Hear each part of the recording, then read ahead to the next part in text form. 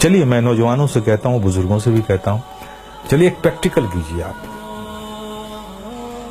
آپ صرف 1 مہینہ، only 1 month نماز کو قائم رکھیے. کچھ بھی ہو جائے، ٹرین چھوٹتی ہے چھوٹ جائے، گاڑی چھوٹتی ہے چھوٹ جائے، کچھ بھی ہو جائے، لیکن نماز مت چھوڑیے. میں پریکٹیکل بات کہہ رہا ہوں.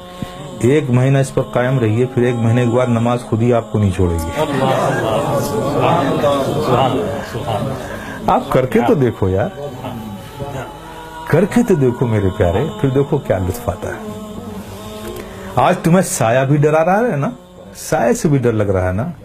نماز کو اپنے سینوں سے لگا دو. خدا کی قسم، ظلم و تشدد کی کیسی ہوئی آندھیاں بھی چلیں گی نا، اس سے بھی خوف نہیں آئے گا تمہیں. جو بندہ 5 وقت اپنے رب کی بارگاہ میں حاضر رہتا ہو. ارے بھائی، ایک آدمی ہے جو منسٹر کی آفس میں کام کرتا ہے، اور دوسرا آدمی جو آفس میں کام نہیں کرتا لیکن 3 بار پرائم منسٹر کے پاس جاتا ہے. تو دیکھیے کیسے سینے چوڑے کر کے چلتا ہے وہ. اس کا آنا جانا پی ایم کے آفس میں ہے.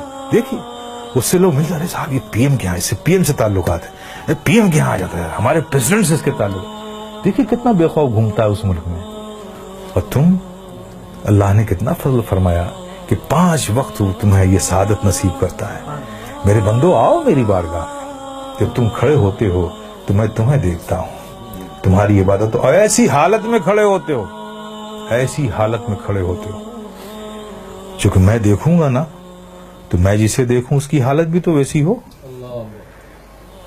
پیارے آقا صلی اللہ علیہ وسلم ارشاد فرماتے ہیں کہ رب نے فرمایا، جب ایک بندہ نماز کے لیے مسجد میں جاتا ہے اور نماز کے لیے وہ کھڑا ہوتا ہے، تو کھڑے ہونے سے پہلے رب فرماتا ہے فرشتوں سے، اے فرشتوں، اس کے اندر جتنے گناہ ہیں نا، وہ اس سے جدا کر لو، نکال لو، اور سارے گناہوں کو الگ کر دو اس سے.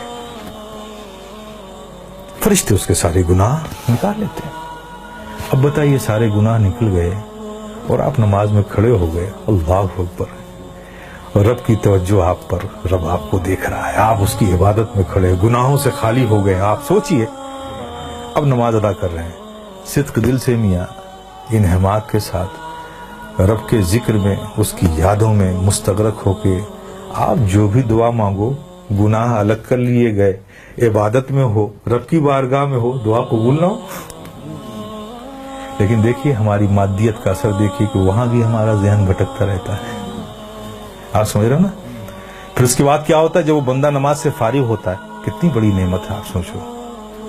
نماز سے فارغ ہوتا ہے، فرشتے پوچھتے ہیں، مولا وہ جو نماز سے پڑھنے سے پہلے اس کے گناہ الگ کیے تھے، وہ جو سب رکھے ہوئے ہیں الگ، اس سے یہ نماز سے فارغ ہو گیا، اب اس کا کیا کروں، اب اس کا کیا کروں.